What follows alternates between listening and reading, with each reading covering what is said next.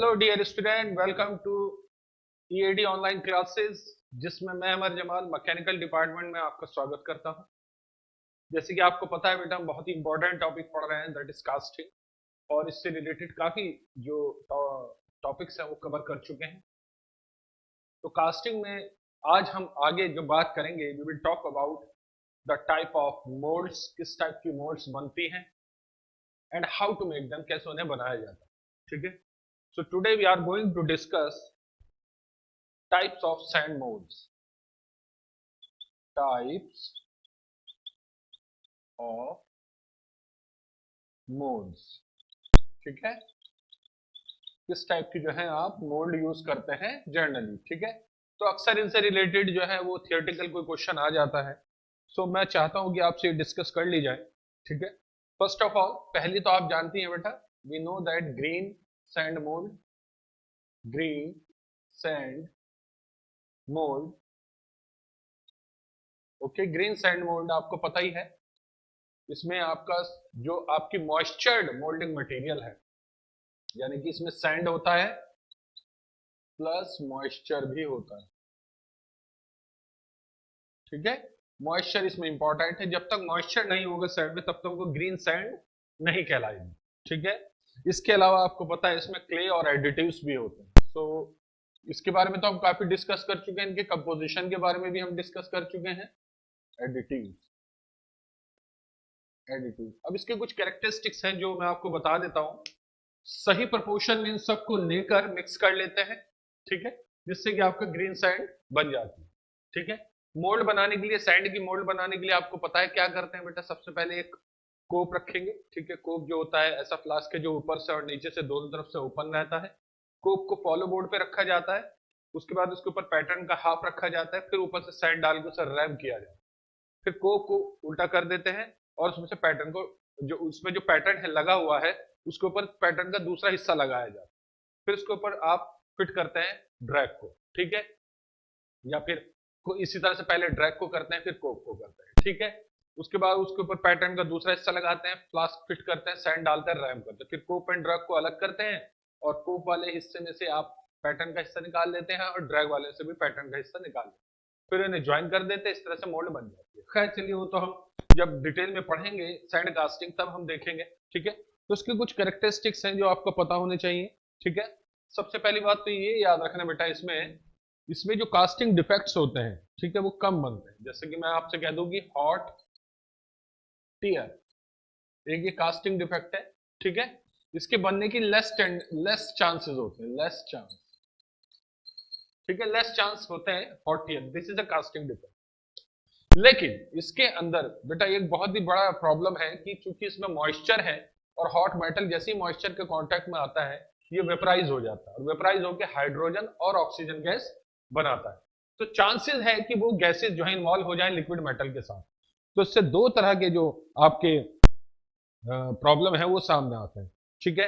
एक तो आता है बेटा ब्लो होल, ब्लो होल। ठीक है। ब्लो होल नाम का जो कास्टिंग डिफेक्ट है, वो बेटा इस सैंड में बहुत ज्यादा बनने के चांसेस होते हैं। ठीक है। या फिर एक होता है बेटा गैस इंक्लूजन, गैस इंक्लूजन।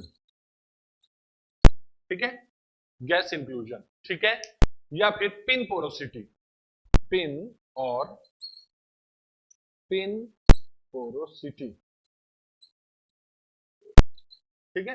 ये सारे जो कास्टिंग डिफेक्ट है, इस सैंड मोल्ड के साथ आने के चांसेस बहुत ज्यादा रहते हैं। तो बहुत ही हमें ध्यान से डिजाइन करना होता है ग्रीन सैंड मोल्ड को। बहुत ही ध्यान से इसमें पोरिंग टेम्परेचर को डिसाइड करना होता है। ठीक है। अब इसकी खास बात यह है बेटा, सुटेबल फॉर बोथ, ये सुटेबल है, it is suitable for both ferrous and non ferrous metal. Ferrous and non ferrous metal दोनों तरह के मटेरियल के लिए सुटेबल है। किसी भी मटेरियल की इसमें कास्टिंग की जा सकती है। ठीक है। ओके। मोल्ड जो है बेटा वो अंडर ग्रेविटी फिल की जाती है। This mould is filled under gravity, under gravity. Under gravity fill की जाती है। ठीक है, इस मोल्ड को फिल करते हैं अंडर ग्रेविटी।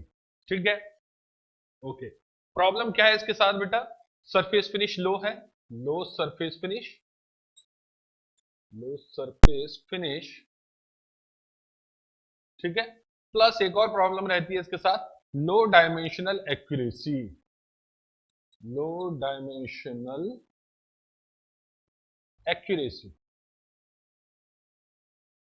ठीक है, लो डायमेंशनल एक्यूरेसी के चांसेस बहुत ज्यादा रहते हैं। ठीक है, सॉरी, एक्यूरेसी, एक्यूरेसी। ओके, ठीक है, ये इसकी कुछ कैरेक्टरिस्टिक्स हैं। ठीक है, इट इज हैव लोअर, इसकी जो स्ट्रेंथ होती है मोल्ड की वो लोअर होती है, तो we can say that lower strength, lower strength, ये भी हम कह सकते हैं। ठीक है, तो ये सारे कैरेक्टरिस्टिक्स हैं आपके ग्रीन सैंड मोल्ड के। Now we will talk about the second type of mould, that is dry mould, dry mould. Okay, dry mould, तो व्हाट इज ड्राई मोल्ड यहां पर देख लेते हैं। आइए, जब ग्रीन मोल्ड को, जो ग्रीन मोल्ड है आपका, ग्रीन मोल्ड को हम बेक करें, क्या करें? बेक। ठीक है, एट 150 डिग्री और 200 डिग्री सेंटीग्रेड, और की जगह 2 लिख लेते हैं, 2। ओके, जब किसी ग्रीन मोल्ड को 150 से, यानी कि 150 से 200 डिग्री सेंटीग्रेड तक गर्म किया जाता है तो वो ड्राई मोल्ड में बन जाती है। ठीक है, अब इसके साथ कुछ एडवांटेजेस हैं। स्ट्रेंथ बहुत हाई होती है इसकी, higher strength compare to green strength. ठीक है, compare to green mould, green mould की जितनी स्ट्रेंथ होती है उससे ज्यादा इसकी स्ट्रेंथ होती है, बट लेकिन एक प्रॉब्लम आ जाती है बेटा, बट लो कोलैप्सिबिलिटी, लो कोलैप्सिबिलिटी, कोलैप्सिबिलिटी। ठीक है, लो कोलैप्सिबिलिटी। कंपोजिशन की अगर बात करूं तो कंपोजिशन सेम रहता है ग्रीन सैंड जैसा। कंपोजिशन जो होता है बेटा, इसका कंपोजिशन सेम होता है जो कि आपने ग्रीन मोल्ड में लगाया था, यानी कि sand plus moisture, moisture plus clay, sand plus moisture plus clay plus additive, यही चीजें होती हैं। लेकिन इसमें से क्या होता है बेटा कि जो मॉइस्चर है वो तो निकल जाएगा बेक होने पे। ठीक है, तो बेसिकली 3 चीजें रह जाती हैं इसमें, सैंड, मॉइस्चर नहीं रहता, क्ले रह जाती है और एडिटिव।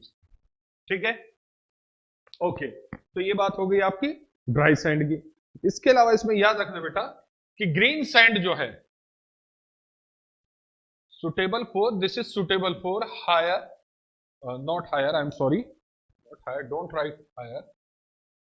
ठीक है, it is suitable for large casting,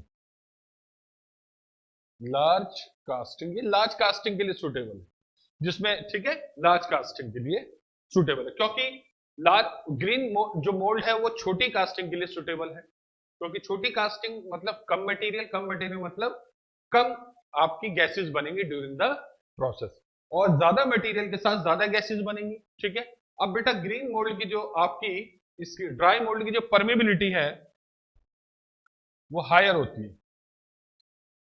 permeability जो है वो हायर होती है, किससे हायर होती है? ग्रीन मोल्ड से। ठीक है, तो इसमें इस लार्ज कास्टिंग को आप सुटेबली रख सकते हैं, इसकी वो कर सकते हैं। ठीक है, सरफेस फिनिश बहुत अच्छी होती है, good surface finish, good surface finish plus good dimensional accuracy, good dimensional accuracy, good dimensional accuracy. ठीक है, डायमेंशनल एक्यूरेसी भी बहुत अच्छी होती है। ठीक है, ओके। अब इसमें जो है बेटा ज्यादा चांसेस है, बहुत ज्यादा चांसेस हैं, greater chances of, greater chances of hot year casting defect. क्यों? क्योंकि लोअर कोलैप्सिबिलिटी की वजह से, जो ये आपकी लो कोलैप्सिबिलिटी है, इसकी वजह से हॉट टीयर्स आने के चांसेस बहुत ज्यादा होते हैं। ठीक है, ओके, ये याद रखना। ओके, नाउ कि इसमें जो गैसेस ऑफ जनरेशन है, मैंने आपको बता दिया, वो कम है। क्यों? क्योंकि इसमें मॉइस्चर नहीं है। चूंकि मॉइस्चर नहीं है यहां पर आप देख रहे हैं मॉइस्चर नहीं है, तो आप कह सकते हैं लेस टेंडेंसी ऑफ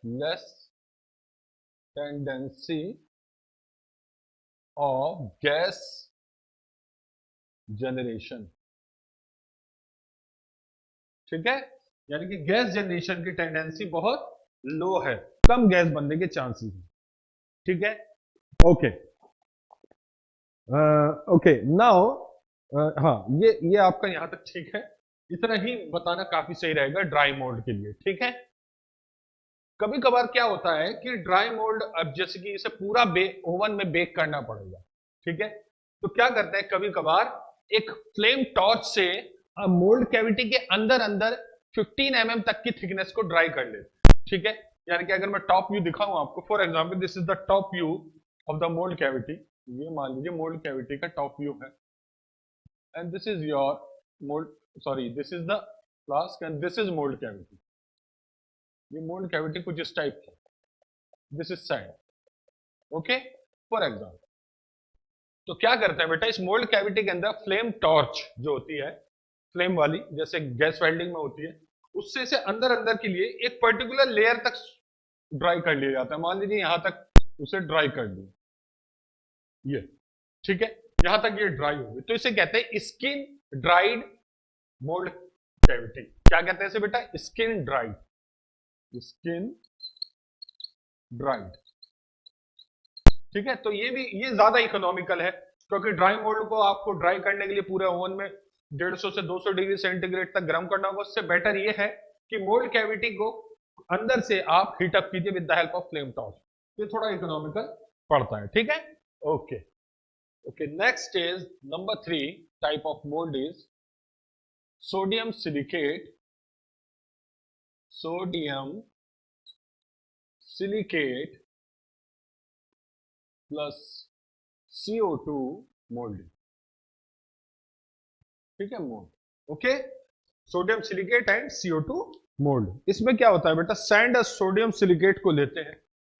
इसका जो कंपोजिशन होता है, कंपोजिशन वो ध्यान से देखना, दैट इज, इसमें क्या क्या होता है, एक तो सैंड होता है,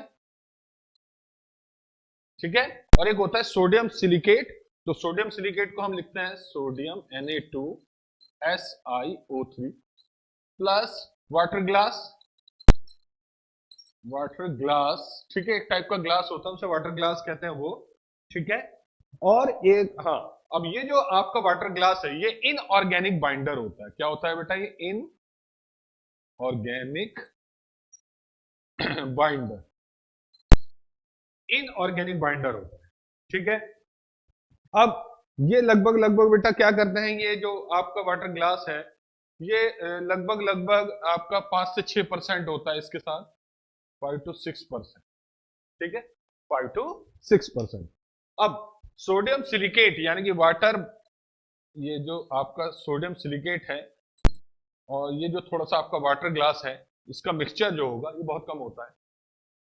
इसका जो मिक्सचर होगा, इसमें हम CO2 गैस को सप्लाई करते हैं।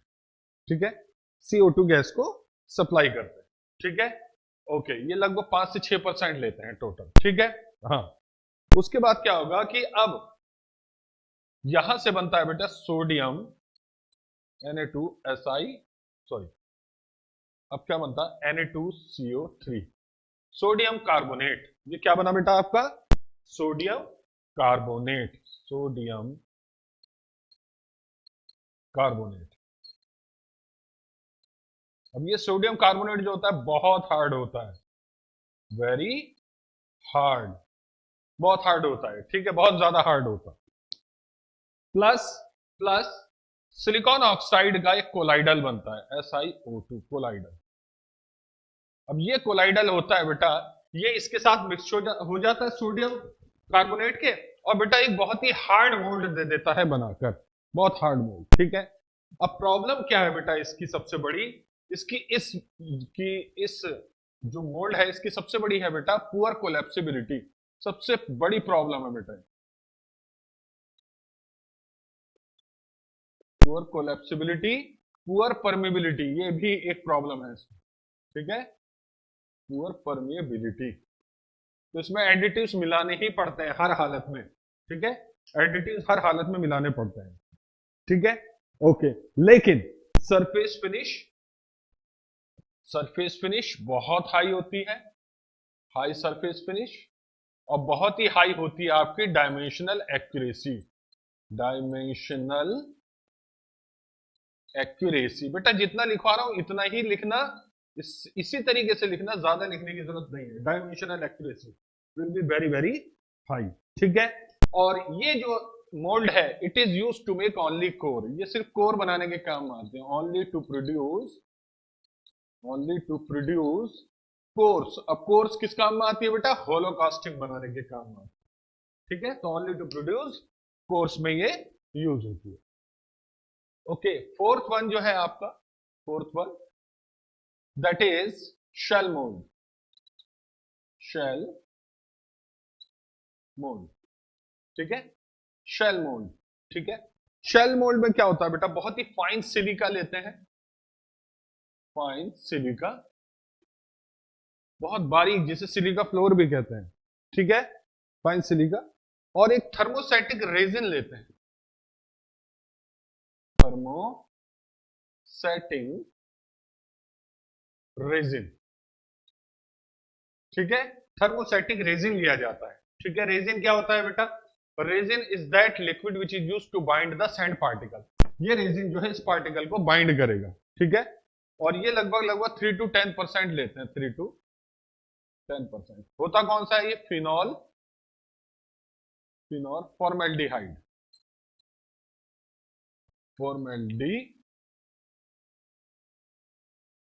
फॉर्मेल्डिहाइड, ओके, ये इसका नाम है फॉर्मेल्डी, फिनॉल फॉर्मेल्डिहाइड। ये 3 से 10% ले लेते हैं लगभग, फिनॉल फॉर्मेल्डिहाइड, ठीक है, जिसे फिनोलिक रेजिन भी कहते हैं, फिनोलिक रेजिन भी इसे कहा जाता है। अब क्या करना है बेटा, इस पर हीट सप्लाई की जाती है, हीट। और हीट कैसे सप्लाई करते हैं बेटा, कि एक मेटल का पैटर्न लेते हैं, और मेटल का जो पैटर्न होता है उस पैटर्न को हीट किया जाता है अप टू 350 डिग्री सेंटीग्रेड। तो जो मेटल पैटर्न होगा आपका, मेटल का metal pattern,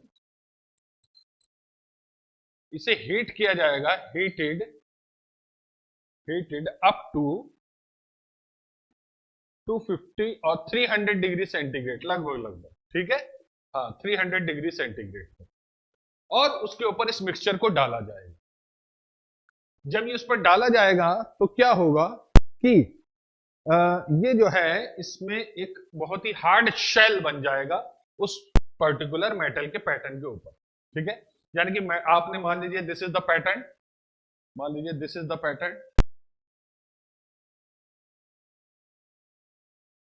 okay, this is the pattern. अब ये इस पैटर्न को एक फ्लास्क में रखिए आपने, दिस इज हीटेड पैटर्न, ये फ्लास्क में है आपका, हीटेड पैटर्न है। अब इसके ऊपर इस सैंड को डाला जाएगा, तो सैंड को जैसे ही डालेंगे हीटेड पैटर्न के ऊपर, ये ऐसे जम जाएगी इसके ऊपर, फिर और डालेंगे ये ऐसे जम जाएगी, यानी कि इसे डालने के बाद एक लेयर बनती चली जाएगी इसके ऊपर, करेक्ट। लेयर कैसे बनेगी, ये थर्मोसेटिक रेजिन जो होगा ये फाइन सिलिका पार्टिकल्स को बाइंड कर लेगा, ठीक है। अब जब आप इस पैटर्न को बाहर निकालेंगे तो अंदर की तरफ इस, मान लीजिए ये आपका शेल ऐसे बनेगा,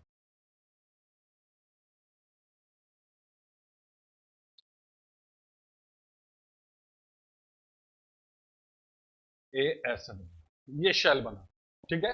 दिस इज कंप्लीटली सैंड, ये सैंड है जो कि सेट हो चुकी है फिनोलिक रेजिन की मदद से, ठीक है। इसी तरीके से बेटा दूसरे हिस्सा जो होगा पैटर्न का उसे भी बनाएंगे, और फिर उन दोनों हिस्सों को बेटा यहां पर ऐसे ऐड कर दिया,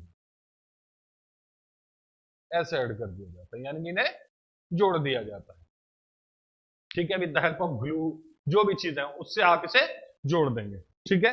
तो ये बन गया एक तरह का शेल, ठीक है, साउंड से ये शेल बन गया है।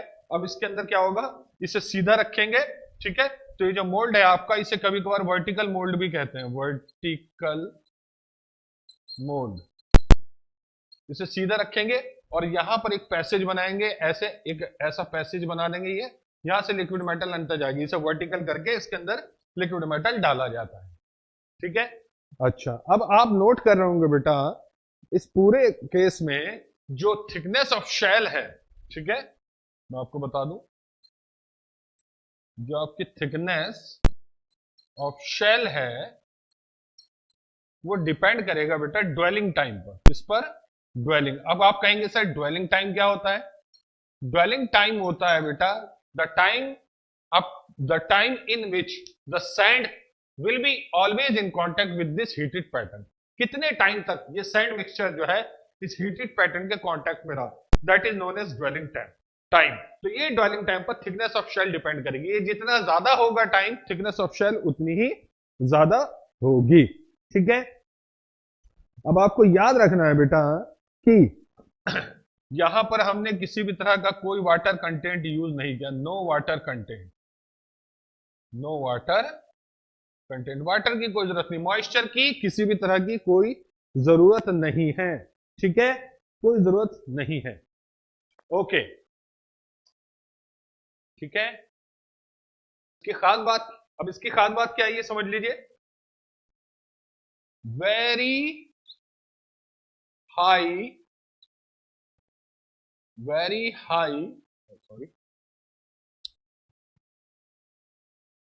हाई डायमेंशनल एक्यूरेसी, एक्यूरेसी बहुत हाई है। परमिएबिलिटी, ठीक है। Surface finish,